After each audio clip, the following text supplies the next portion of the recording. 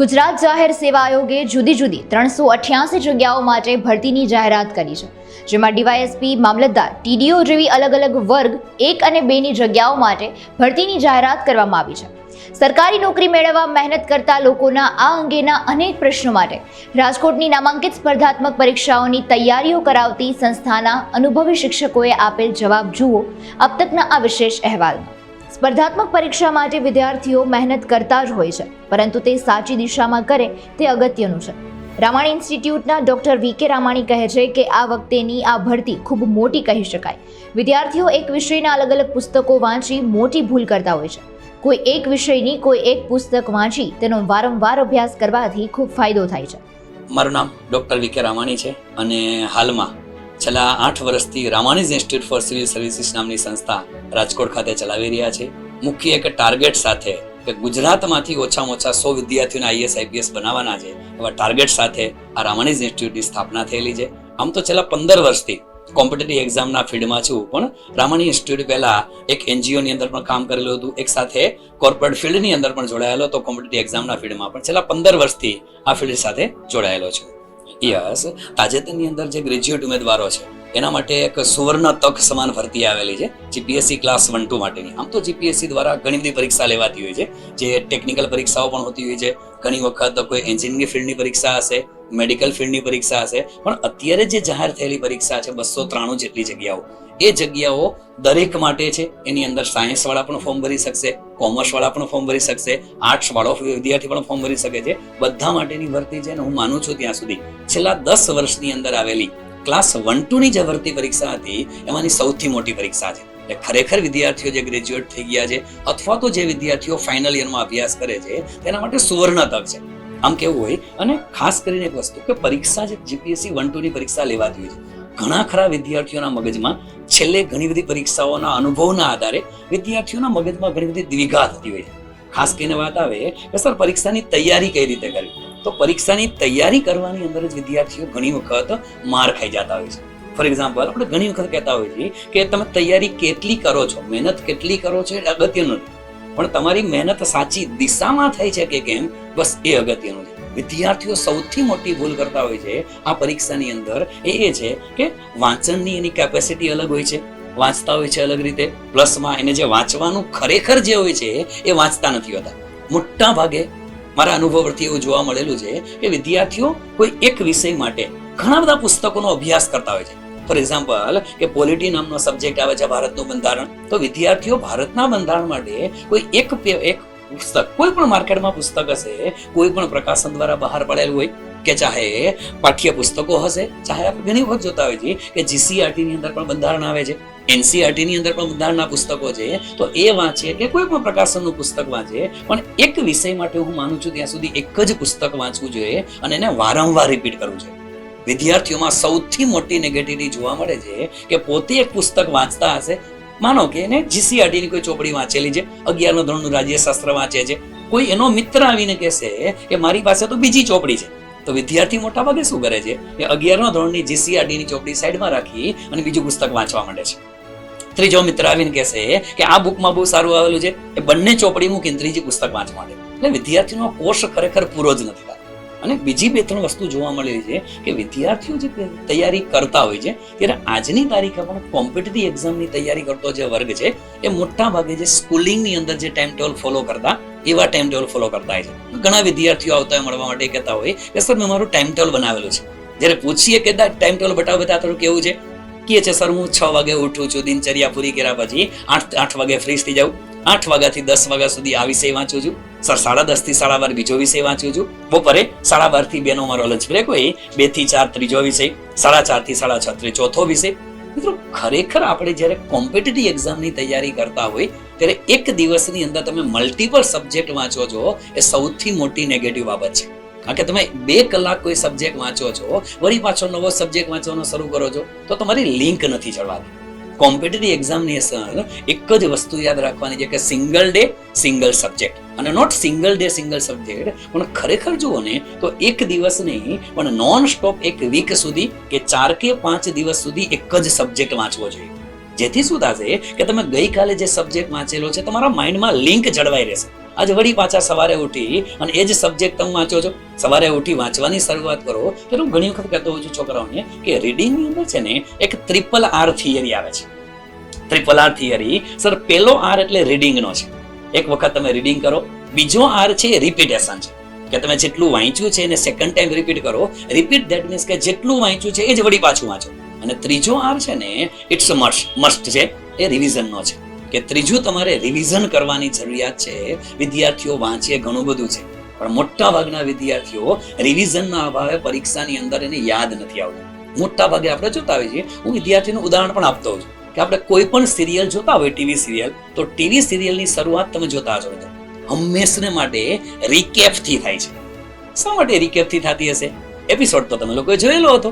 જો last episode જોયેલો હતો, માનો કે કોઈ વ્યક્તિએ લાસ્ટ એપિસોડ જોયેલો નથી, તો એને ખબર પડી જશે કે આજના એપિસોડમાં જે આવવાનું છે એની પૂર્વ ભૂમિકા શું હતી. સેમ વસ્તુ કોમ્પિટિટિવ એક્ઝામમાં પણ જરૂરી છે. રિવિઝન કરવું ફરજિયાત છે. તમે જ્યારે વાંચવા બેસો છો ત્યારે ગઈકાલનું રિવિઝન કરીને બેસો. અને ત્યાં સુધી કહું છું મિત્રો કે એક અઠવાડિયામાં તમારું વાંચનનું શેડ્યુલ હોય તો સોમથી શુક્રવાર સુધી વાંચવું જોઈએ, અને શનિવાર અને રવિવાર 2 દિવસ માત્ર અને માત્ર રિવિઝનમાં આપવા છે. જો આ રિવિઝન કરશો તો 100% સફળતા છે. 100%. એટલે આવી 2-3 નાની બાબતો છે જે વિદ્યાર્થીઓ મોટા ભાગે ભૂલ કરતા હોય છે, એ જોવાનું. ખાસ રિવિઝન ઉપર ફોકસ કરવાનું. રિવિઝન જ્યાં સુધી પૂરું ના થાય ત્યાં સુધી કોઈ પણ પ્રકારની ટેસ્ટ સિરીઝ ના આપવી. કારણ કે ઘણી વખત આપણે જોતા હોઈએ છીએ વિદ્યાર્થીઓના મગજમાં એવું હોય કે હાલો પરીક્ષા આવી ગઈ છે, હું MCQ સોલ્વ કરવા માંડું. બેટા, કોઈ પણ દિવસ એવું બનતું નથી કે તમે કોઈ પણ પ્રકારના મટીરિયલ્સમાંથી જે MCQ વાંચો છો એ બેઠો MCQ GPSC પૂછે? ના પૂછે, ક્યારેય ના પૂછે. તો આપણું માઇન્ડ જે MCQ ની અંદર ઘૂસી ગયેલું છે એને બહાર કાઢવાનું છે. બને ત્યાં સુધી તમારે કન્સેપ્ટ ક્લિયર કરવાના છે. જેટલા કન્સેપ્ટ ક્લિયર હશે એટલા તમે MCQ ગમે ત્યારે સોલ્વ કરી શકશો. તો ટેસ્ટ સિરીઝ જે છે એ જ્યારે તમારો કોર્સ પૂરો થાય ત્યારે જ તમારે સોલ્વ કરવાની છે. આ બાબતને ખાસ ધ્યાન રાખવાની છે. યસ, ખાસ કરીને જે છેલ્લે 2022 સુધીમાં જે પરીક્ષા લેવાની GPSC ક્લાસ 1-2 ની પરીક્ષા, એના પેપરના સ્ટ્રક્ચર આપણે જોઈએ તો એવું હતું કે ઓલમોસ્ટ પેરેલલ ટુ UPSC લેવાતી હતી. UPSC ની અંદર જે પેટર્ન છે એ જ પેટર્નથી થોડા કન્સેપ્ટ વાળા ક્વેશ્ચન લેવાતા હતા. જ્યારે અત્યારે એવું થયું છે કે 2023માં જે GPSC ની 2-3 પરીક્ષા લેવાની, એ બંને પરીક્ષાની અંદર, ત્રણેય પરીક્ષાની અંદર એવું જોવા મળ્યું છે કે કન્સેપ્ટ અને એની સાથે સાથે સ્ટેટિક ફેક્ટ વાળા ક્વેશ્ચન પણ પૂછાય છે. જેથી કરીને વિદ્યાર્થીઓએ માત્ર અને માત્ર કન્સેપ્ટ નથી કરવાના, પણ સ્ટેટિક ફેક્ટ જે છે, ફેક્ચ્યુઅલ ડેટા છે ને ખરેખર જોવો તો છેલ્લી 3 પરીક્ષાની અંદર એવું જોવા મળેલું છે કે કદાચ GPSC નું વલણ એવું જોવા મળે છે કે માત્ર ને માત્ર જો UPSC લેવલના પેપર સેટ કરશું તો જે વિદ્યાર્થીઓ શહેરી વિસ્તારમાંથી આવે છે, જે વિદ્યાર્થીઓ કોચિંગ ક્લાસનો લાભ લઈ શકે છે, એને જ ફાયદો થશે. પણ જો કોઈ વિદ્યાર્થી ગ્રામ્ય વિસ્તારનો હશે તો એની પાસે તો GCRT ના પુસ્તકો છે, ન્યૂઝપેપર છે, તો GCRT ના પુસ્તકો, NCERT પુસ્તકો, ન્યૂઝપેપરમાંથી વાંચીને તૈયારી કરી શકે. આવા પેપરના સ્ટ્રક્ચર છેલ્લી 3 પરીક્ષામાં જોવા મળે છે. ખરેખર જે કહીએ, ઘણા વિદ્યાર્થીઓને એવું લાગે છે કે સર GPSCમાં આવું ફેક્ચ્યુઅલ ડેટા વાળું ના હોવું જોઈએ. પણ ખરેખર જે ગ્રામ્ય વિસ્તારના બાળકો છે, જે ઘરે બેઠા તૈયારી કરે છે, એના માટે બહુ સારી સ્કીમ અત્યારે છે અને સારું વલણ ચાલુ છે અત્યારે. યસ, ખાસ કરીને ટીચિંગ ફેકલ્ટીની અંદર અમે એવા જ ફેકલ્ટીને રાખીએ છીએ કે જે લોકો ઓલરેડી UPSC જેવી પરીક્ષાની અંદર ક્યારેક ને ક્યારેક એ લોકોએ મેન્સ લખેલી હોય છે, જેથી એની પાસે પ્રિલિમ્સ પાસ કરવાનો અનુભવ છે. પ્લસમાં ઘણા ફેકલ્ટી એવા પણ છે કે જે લોકોએ ઇન્ટરવ્યુ પણ આપેલા છે, જેથી પ્રિલિમ્સ પાસ કરવાનો અનુભવ એની પાસે છે. MCQ કઈ રીતે સોલ્વ કરવા જોઈએ, મેન્સમાં આન્સર રાઇટિંગ કેવા કરવા જોઈએ, એ અને સાથે સાથે જે વિદ્યાર્થીઓ જે તે સમયની અંદર તૈયારી કરતા હતા, ઇન હાઉ કોઈ પણ રીતે તૈયારી મૂકી દીધી હોય અને આ ફિલ્ડની અંદર આવેલા છે. મેઇન એ છે કે કોમ્પિટિટિવ એક્ઝામના ફિલ્ડની અંદર મોટા ભાગે વ્યક્તિ એવા હોવા જોઈએ કે કાં તો એની પાસે બેઝિક નોલેજ બહુ સારું છે, સ્ટ્રોંગ છે, અથવા તો એ કોમ્પિટિટિવ એક્ઝામની તૈયારી કરેલા હોવા જોઈએ. તો વિદ્યાર્થીઓને ઘણો બધો ફાયદો થશે. યસ, પહેલી વસ્તુ તો એ કે અમે ક્વોલિટી સાથે ક્યારેય કોમ્પ્રોમાઇઝ નથી કરતા. અને GPSC 1-2 ની વાત આવે તો લગભગ બધાને ખબર છે, રાજકોટની, ગુજરાત સહિતનાને, કે રામાણી સરનું ફોકસ મોટા ભાગે UPSC ઉપર જ રહેલું છે. અને સાથે સાથે GPSC વર્ગ 3 ની પરીક્ષા અમે બેચ ચાલુ કરીએ છીએ. પણ ક્યારે કે જ્યારે કોઈ નવી પરીક્ષા ભરતી જાહેર થાય ત્યારે લગભગ ઓલમોસ્ટ છેલ્લા 2 વર્ષથી કોઈ પણ પ્રકારની ક્લાસ 3 માટેની બેચ અમે નથી ચલાવી રહ્યા. માત્ર અને માત્ર UPSC અને GPSC ઉપર જ ફોકસ કરીએ છીએ. યસ, ખાસ કરીને તો એ લોકોનું શું છે કે એક તો વિદ્યાર્થીઓમાંથી આત્મવિશ્વાસ આનામાં વધે. એટલા માટે કે જ્યારે વિદ્યાર્થી મિત્રો લખવા જશે, આન્સર રાઇટિંગ કરતા હશે, ત્યારે એને એ જ જોવાનું છે કે એનામાં કોન્ફિડન્સ હોવો જોઈએ, અને પ્લસ સામેવાળાને કન્વિન્સ કરાવી શકતા હોય. જે વ્યક્તિ તમારું પેપર વાંચી રહ્યા છે મેન્સની અંદર લેખિત પરીક્ષા છે, તો પેપર વાંચનાર વ્યક્તિને સમજાઈ શકે એવા તમારા શબ્દો હોવા જોઈએ, એવી તમારી લેંગ્વેજ હોવી જોઈએ. તો કન્વિન્સિંગ પાવર વિદ્યાર્થીઓનો જાગૃત થાય એટલા માટે લોકોના પ્રેઝન્ટેશન, સ્ટુડન્ટ્સના પ્રેઝન્ટેશન ચાલુ હોય છે કે વિદ્યાર્થીઓને દરેક અઠવાડિયે એક વખત સ્ટેજ ઉપર બોલાવવામાં આવે, એ પોતાની સ્પીચ પોતે રજૂ કરે અને સામેવાળાને કન્વિન્સ કરે. યુપીએસસી જેવી પરીક્ષા હોય તો એના માટે વિદ્યાર્થીઓની ઓપન લાઈવ ડિબેટ હોય છે કે કોઈ મુદ્દા ઉપર ડિસ્કશન ચાલુ હોય, એમાં વિદ્યાર્થી પોતાના વ્યૂ જણાવી શકે, પોતે ક્વેશ્ચન આન્સરિંગ કરી શકે, સમયાંતરે ક્વિઝ કોમ્પિટિશન હોય. અને પ્લસમાં ખાસ કરીને કે એ વિદ્યાર્થીઓને જુદું જુદું ટાસ્ક આપી દેવામાં આવે છે. અગાઉથી જ એક ટાસ્ક આપી દે છે કે હવે આટલા પેજીસ છે એટલા તમારે રીડ કરવાના છે, એટલે એ પેજીસની તમારી દર 2 દિવસે ટેસ્ટ હશે, એટલે એકાંતરા ટેસ્ટનું આયોજન છે. પ્લસ જે મુદ્દા એ લોકો ભણે છે, સ્ટડી કરે છે, કોઈ પણ ફેકલ્ટી જે મુદ્દા ભણાવેલા છે એનો ટોપિક પૂરો થશે ત્યારે એ જ ફેકલ્ટી પોતે જે ટોપિક ભણાવેલો છે એમાંથી ઓફિશિયલ પૂછાયેલા સવાલ જવાબ, યુપીએસસી એ પૂછેલા હોય તો ભલે, જીપીએસસી એ પૂછેલા હોય તો ભલે, ઓફિશિયલ સવાલો છે એ પોતે લઈ આવે છે અને સ્ટુડન્ટ્સને જણાવે છે કે જો આપણે જે ટોપિક ભણ્યા હતા એમાંથી આવા સવાલ અત્યાર સુધી પૂછાયેલા છે અને આવા સવાલો આપણે તૈયાર કરવા પડે. હવે તમે ચેક કરી લો કે આપણે જે ભણીએ છીએ ગાડી રાઈટ ટ્રેક ઉપર ચાલે છે કે નથી ચાલતી. બસ એ એક અગત્યની વસ્તુ છે. અને સાથે સાથે વિદ્યાર્થીઓને ખાસ જરૂર મોટિવેશનની પડે છે. દરરોજ એ લોકોને મોટિવેશન આપવું જ પડે છે. કે મોટિવેશન એક એવી વસ્તુ છે, વિદ્યાર્થીઓ જ્યારે કોઈ અન્ય લોકોને મળે છે, માર્કેટમાં કોમ્પિટિશનની વાતો સાંભળે છે કે સોશિયલ મીડિયાની અંદર કોઈ એવા ન્યૂઝ સાંભળી લે છે, વિદ્યાર્થી હતાશ ઝડપથી થઈ જાય છે.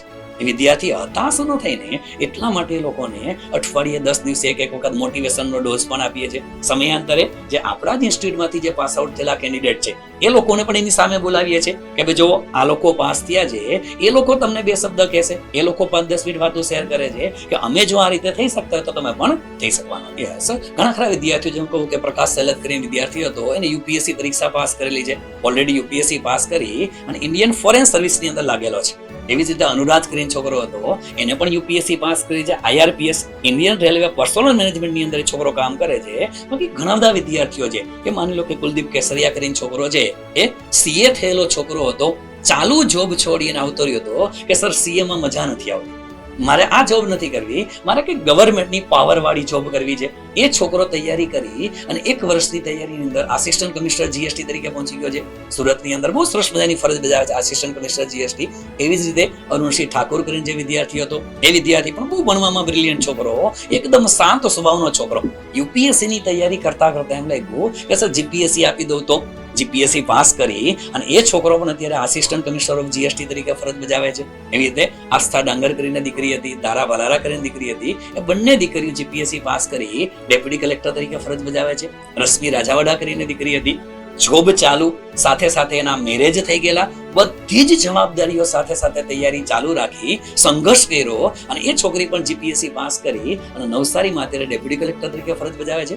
આ તો માત્ર ક્લાસ 1 ઓફિસરો, અસંખ્ય વિદ્યાર્થીઓ ક્લાસ 1, ક્લાસ 2 અને ક્લાસ 3 ની અંદર પરીક્ષા પાસ કરીને જોડાયેલા છે. સરકારની અંદર બહુ સરસ મજાની સેવા બજાવે છે અને ખરેખર એ લોકો કહેતા હોય છે કે સર ખરેખર જિંદગીની અંદર એક વખત તો સરકારી તંત્રમાં, વહીવટી તંત્રમાં જવું જોઈએ કે દેશ કઈ રીતે ચાલે છે ને એ સર અમને ખબર છે કે દેશનું વહીવટી તંત્ર કેવું ચાલે છે, એનાથી લોકો ઘણા જાણ્યા અને ઘણી બધી વખત એવું થતું હોય છે.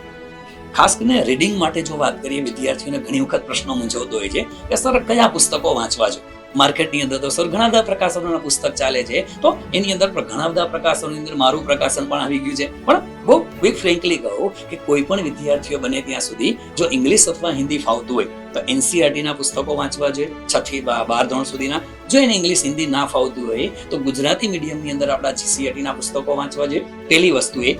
સેકન્ડ વસ્તુ, કોઈ પણ વિદ્યાર્થી છે એને કોઈ પણ એક ન્યૂઝપેપર રેગ્યુલર વાંચવાનું છે. કે વિદ્યાર્થીઓ સૌથી મોટી ભૂલ કરંટ અફેર્સ તૈયાર કરવામાં કરે છે. કરંટ અફેર્સ માટે છેલ્લે 15 દિવસમાં 2-3 મહિનાના મોડ્યુલ વાંચે છે, એ નથી વાંચવા.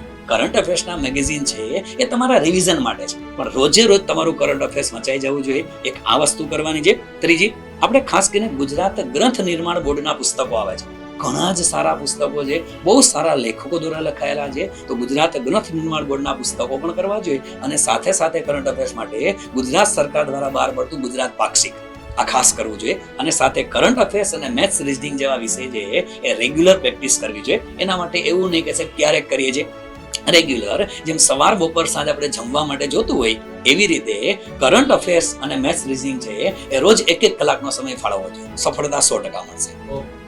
જે ટ્યુટોરિયલ્સના સંકેત રઘુવંશી જણાવે છે કે કન્સેપ્ટ્યુઅલ ક્લેરિટી આવી પરીક્ષાઓ માટે અતિ મહત્વની છે. આવી સ્પર્ધાત્મક પરીક્ષાઓ માટે ગોખણપટ્ટી કરતા કોઈ પણ વિષય અંગેનો કોન્સેપ્ટ ક્લિયર હોવો જોઈએ. સંકેત રઘુવંશી નામ છે. જે ટ્યુટોરિયલ્સ નામના ક્લાસીસ ચલાવીએ છીએ. ગુજરાતનું જૂનામાં જૂનું ઇન્સ્ટિટ્યૂટ છે. 1980 થી ચાલે છે. મારા ફાધરે સ્ટાર્ટ કરેલું અને લગભગ 40,000 જેટલા સ્ટુડન્ટ્સને ભણાવવાનો અનુભવ છે. એમાંથી 12,000 જેવી સક્સેસ સ્ટોરીઝ છે. તો ખૂબ બોળો અનુભવ છે ઇન્સ્ટિટ્યૂટ. એક બે ટાઈપની મોસ્ટલી પોસ્ટ હોય છે જીપીએસસીમાં, જે આ વખતે પણ આવી છે. એક હોય છે સ્પેશિયલિસ્ટ પોસ્ટ, એક હોય છે જનરલિસ્ટ પોસ્ટ. સ્પેશિયલિસ્ટ પોસ્ટમાં કોઈ સ્પેસિફિક લાયકાત જોતી હોય એમાં, જેમ કે સિવિલ એન્જિનિયરની હોય તો એમાં સિવિલ એન્જિનિયરિંગની ડિગ્રી જોઈએ. પછી પ્રોફેસરની ભરતી આવી હોય તો એમાં એ જે તે ફિલ્ડના તમારી પાસે માસ્ટર્સ જોઈએ. બીજી હોય જનરલિસ્ટ પોસ્ટ, એટલે નાયબ મામલતદાર હોય ક્લાસ 1-2 ની જે સૌથી મોટી ભરતી હોય છે, કે જેમાં ડેપ્યુટી કલેક્ટર, ડીવાયએસપી, ટીડીઓ, ડીડીડીઓ વગેરે જેવી પોસ્ટ હોય છે. એમાં કોઈ પણ એપ્લાય કરી શકે. એટલે એમાં બીકોમ ચાલે, બીએ ચાલે, બીએસસી ચાલે, ડોક્ટર પણ ચાલે, એમબીબીએસ, નર્સિંગ, કોઈ પણ ગ્રેજ્યુએશન કોઈ પણ કર્યું હોય તો એ બધા લોકો એક્ઝામ આપી શકે છે. એટલે મોસ્ટલી આ બે ટાઈપની ભરતીઓ આવતી હોય છે જીપીએસસી. જીપીએસસીએ 2016માં એક બહુ મસ્ત કામ કર્યું કે લગભગ બધી જ એક્ઝામ્સનો સિલેબસ સેમ કરી નાખ્યો. એટલે જનરલ સ્ટડીઝનું જે જીકે વાળું પેપર હોય એ લગભગ બધી એક્ઝામ માટે સેમ કરી નાખ્યું. પહેલા એવું થતું હતું કે કોઈ એક્ઝામમાં ગુજરાતનો ઇતિહાસ વધુ પૂછે, કોઈમાં ન પૂછે, કોઈમાં ગુજરાતની ભૂગોળ પૂછે, કોઈમાં ન પૂછે. હવે એ લોકોએ બધી જ એક્ઝામ્સ માટે સિલેબસ સેમ કરી નાખ્યો છે. અને આની પહેલાના જે જીપીએસસીના અધ્યક્ષ હતા દિનેશ દાસા સાહેબ, એમણે એક બહુ મસ્ત કામ કર્યું હતું કે જીપીએસસીનું લેવલ યુપીએસસીના લેવલ સુધી લઈ ગયા હતા. એટલે એમનો ગોલ હતો કે જીપીએસસીની તૈયારી કરતો છોકરો યુપીએસસી પણ આરામથી આપી શકે. અને એના કારણે ક્વેશ્ચન્સ બહુ ઇન્ટેલિજન્ટ પ્રશ્નો પૂછાતા હતા. અને એમાં અમારા જેવા ટીચરનો ભૂલું થઈ જતું હતું કે જે કન્સેપ્ટ ક્લેરિટી સાથે ભણાવતા હોય તો અમારે લોકોને સારું રહેતું હતું, કે નહીતર ઘણી વખત વિદ્યાર્થીઓને એમ થાય કે વધુ ડીપમાં ભણાવે છે. તો આ તો લેવલ જ ઉપર જતું હોય તો અમને લોકોને ભણાવવાની વધારે મજા આવે. ગઈ જે એક્ઝામ ગઈ લાસ્ટ વાળી, એમાં અધ્યક્ષ ફર્યા હતા તો ઘણી બધી ફરિયાદો હતી વિદ્યાર્થીઓની. અને અમે આપણી યુટ્યુબ ચેનલ ઉપર અમે વિડીયો પણ મૂકેલો કે 40 જેવા પ્રશ્નોમાં તો આન્સર કીમાં જ ભૂલો હતી. હવે 400માંથી 40 એટલે 10%માં ભૂલો હતી. પ્લસ ઘણા બધા પ્રશ્નો એવા હતા કે તમને લાગે ક્લાસ 1 લેવલના નહોતા. હવે આ વખતે વિદ્યાર્થીઓના મનમાં મૂંઝવણ હોઈ શકે કે એ જ પેટર્ન કન્ટિન્યુ રહેશે કે નહીં.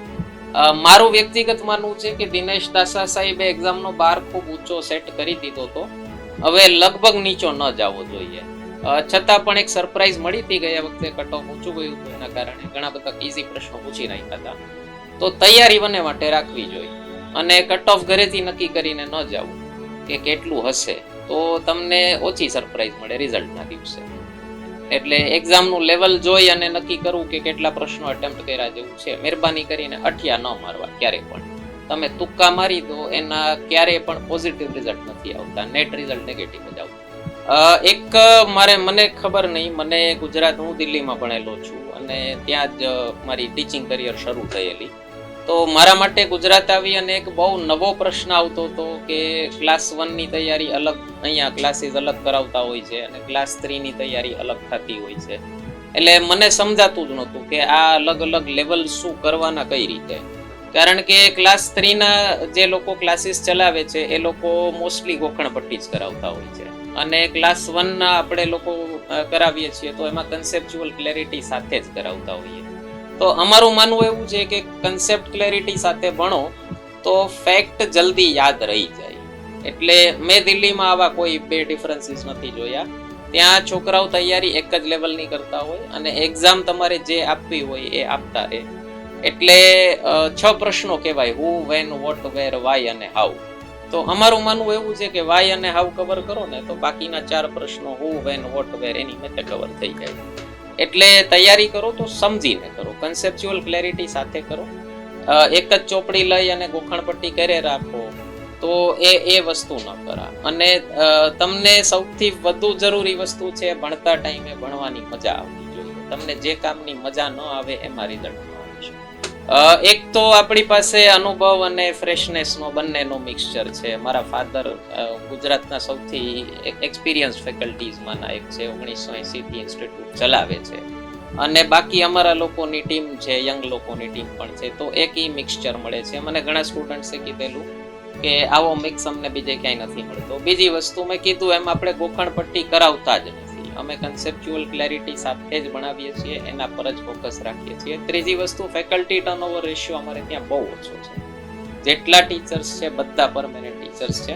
બીજી જગ્યાઓએ છોકરાઓની કોમન ફરિયાદ હોય છે કે 10 થી 12 ટીચર્સ ચેન્જ થઈ જાય, કોણે કોર્સ શરૂ કર્યો, કોણે પૂરો કર્યો, એક ખ્યાલ ના આવતો હોય. અમારી ફેકલ્ટી પસંદ કરવાની સિસ્ટમ પણ ખૂબ સ્ટ્રિક્ટ કંટ્રોલ વાળી છે કે ગમે તેને ભણાવવા નથી આપી દેતા. અમને લાગે કે રિસર્ચ કરવા વાળા ટીચર છે તો જ ભણાવવા આપીએ છીએ. અને જે ટાઈમમાં સિલેબસ કીધો છે એ આપણો એક ડિટરમિન્ડ સિલેબસ છે, આ પ્રમાણે જ ચાલશે અને એમાં ક્યારેય પણ આપણે બાંધછોડ નથી કરતા, ક્યારેય પણ ક્વોલિટી સાથે કોમ્પ્રોમાઇઝ નથી કરતા. સૌથી મોટી હું પોતે દિલ્હી યુનિવર્સિટીમાંથી LLB અને MA ફિલોસોફી છું. 2 વખત UPSC મેઇન્સ આપેલી છે.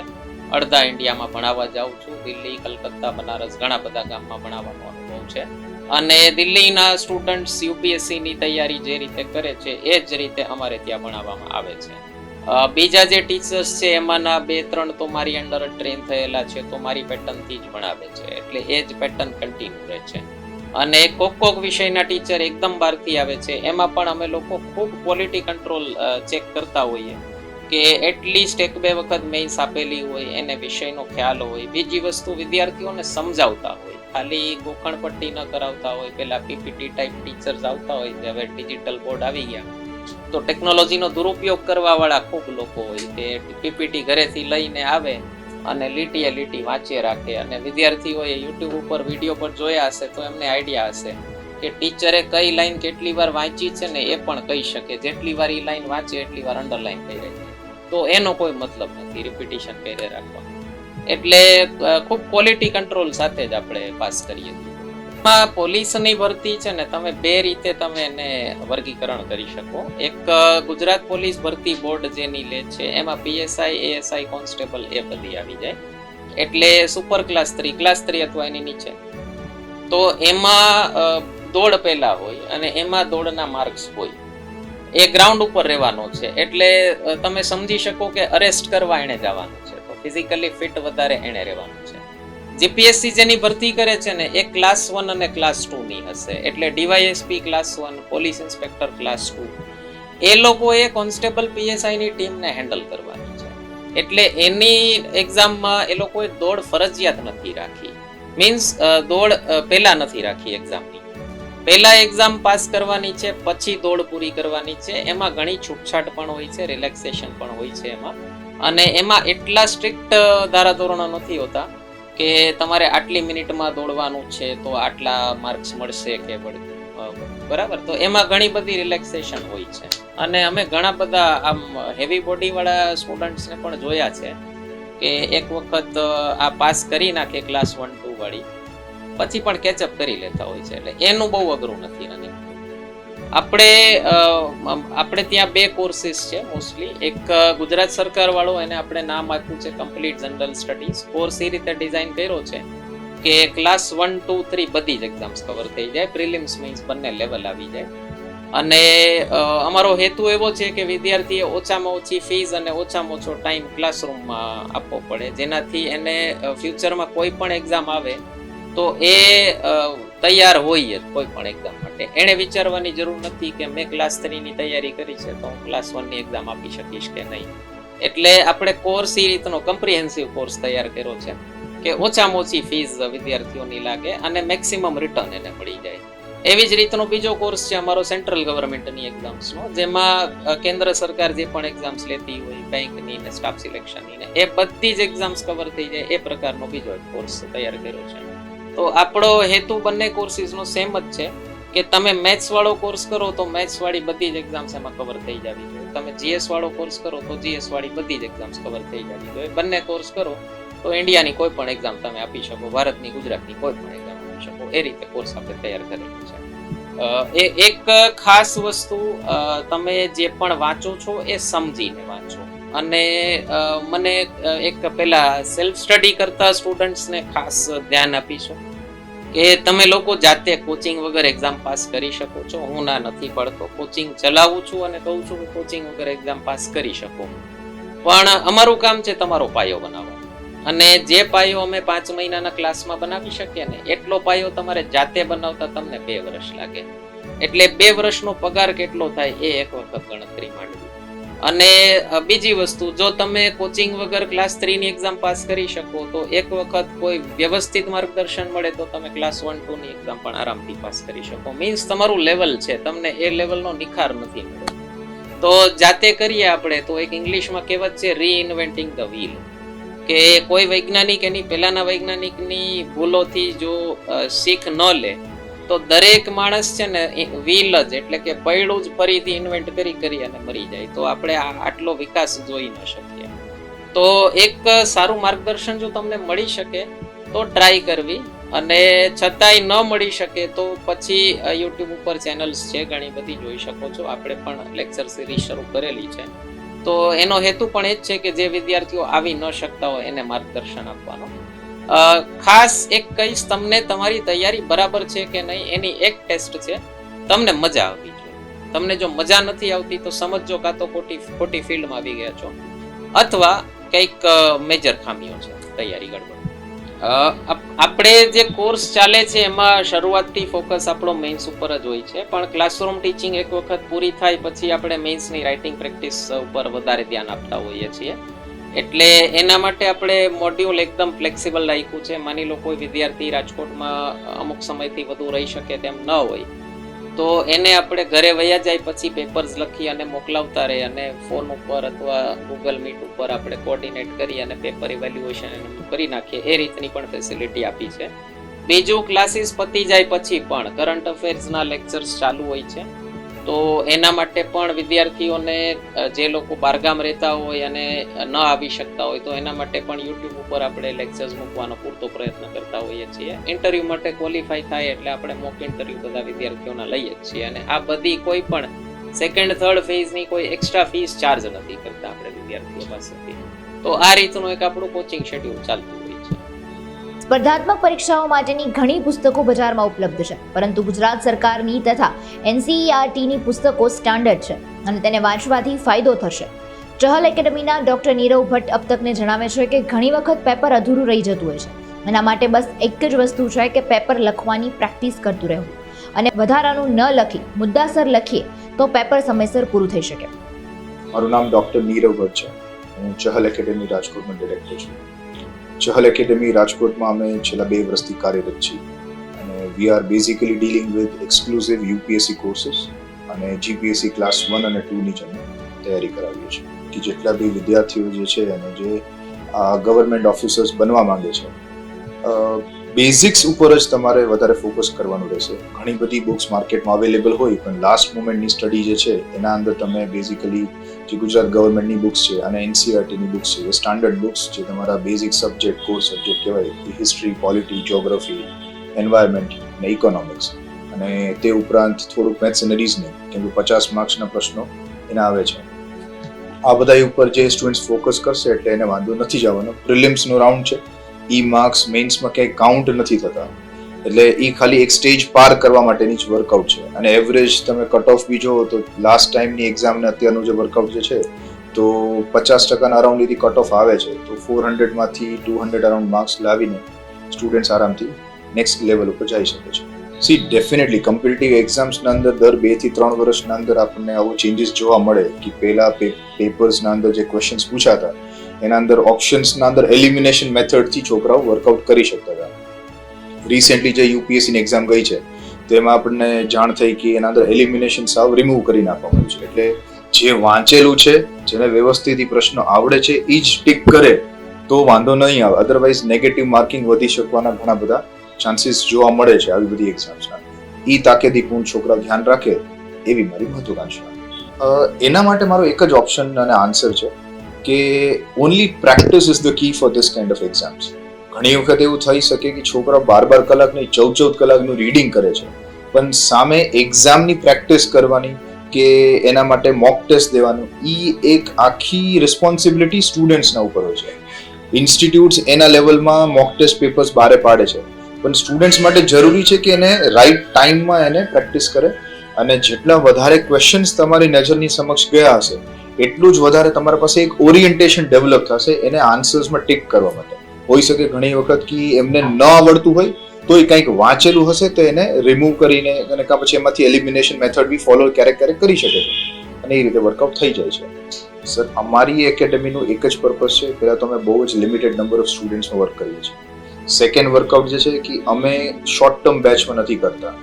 શું કામ? કેમ કે ખાલી પ્રિલિમ્સ આ બધી એક્ઝામ્સ માટે ઇમ્પોર્ટન્ટ નથી, મેઇન્સ ઇઝ ઇક્વલી ઇમ્પોર્ટન્ટ, અને કહી શકાય કે મેઇન્સ જ સૌથી વધારે ઇમ્પોર્ટન્ટ છે.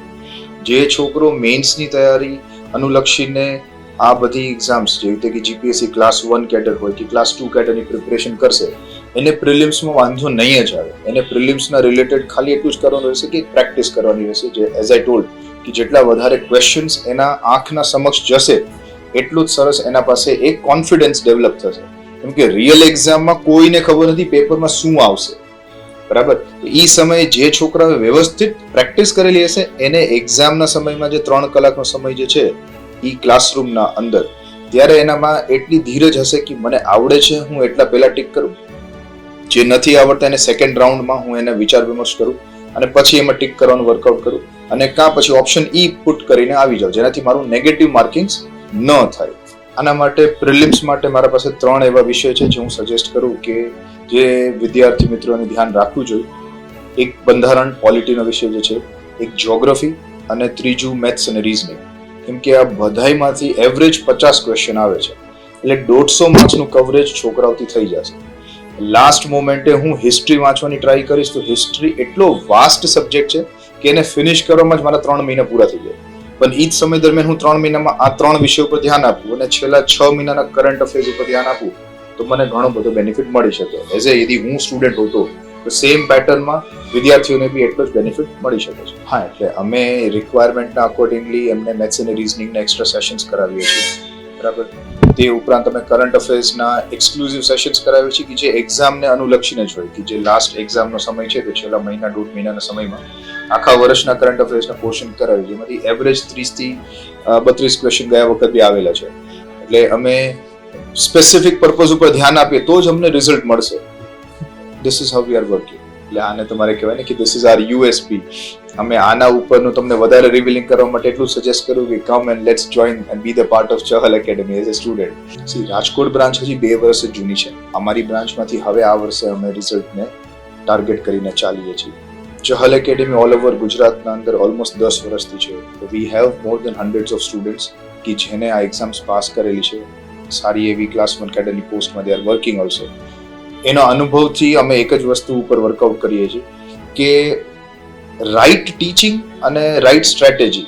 આ જે ફેકલ્ટીઝ જે છે જે પોતે ઈ એક્ઝામ ક્લિયર કરેલા છે અને ઈ જગ્યાએ પ્રિપરેશન કરે છે તો જ ઈ છોકરાઓને ઈ લેવલનું ભણાવી શકશે. કેમ કે પહેલા જેવી પેટર્ન હવે નથી રહી કે આટલી બુક્સ વાંચી લઈને માર્ક્સ આવી જાય છે. પેપરનો અપ્રોચ બહુ ડાયનામિક થઈ ગયો છે, અને ડાયનામિક અપ્રોચ માટે અપડેટેડ રહેવું ફેકલ્ટીઝ માટે બી એટલું જરૂરી છે.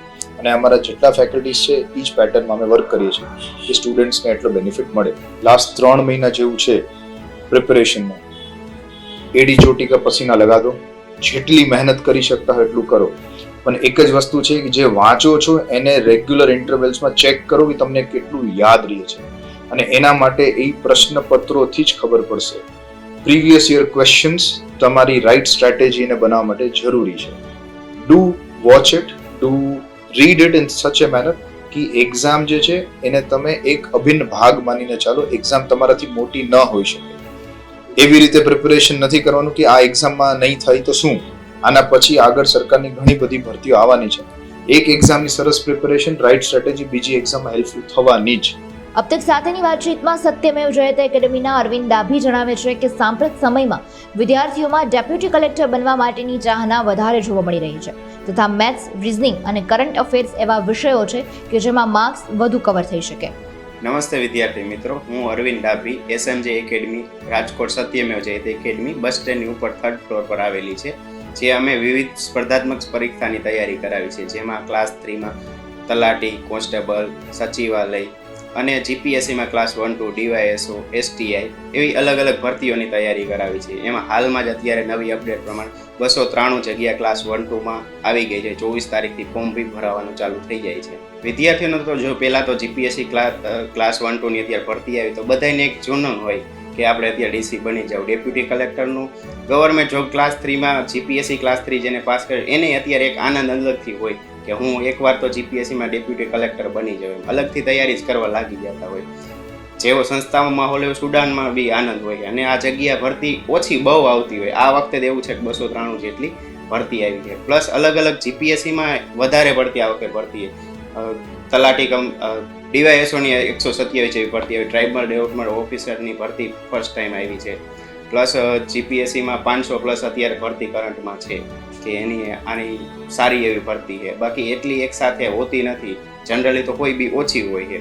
જૂની પેટર્ન પ્રમાણે જે હતું એ તો એમણા એ જ રીતે છે. જીપીએસસીમાં કોઈ એવો ચેન્જીસ સિલેબસમાં કાંઈ અપડેટ છે નહીં કે જે જૂનું હતું એ પ્રમાણે છે. પણ એની પેપરની પેટર્ન હોય એ બધી ચેન્જ થતી જતી હોય કે ફેકલ્ટીને સ્ટુડન્ટને વારંવાર અપડેટ રહેવું હોય. અને વધારે ફોકસ તો એ લોકો કરંટ અફેર માટે કરતા હોય છે. અમુક સબ્જેક્ટ છે વિજ્ઞાન એન્ડ ટેકનોલોજી, ઇકોનોમિક્સ, એ બે સબ્જેક્ટ તો પ્રેક્ટિકલ છે જ તે કે એમાં તમારે કરંટ અફેર માટે વધારે ફોકસ કરવું પડે.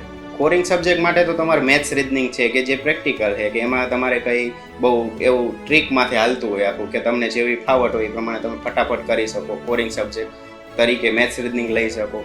પ્લસ કરંટ અફેર છે જેમાં મેક્સિમમ તમે ખેંચી શકો. બાકી તો ઇતિહાસ, ભૂગોળ ને કલ્ચર ને એ તો છે જ તે કે એને તમારે ડીપમાં વાંચવું જ પડે. એમાં કોઈ ઓપ્શન નથી.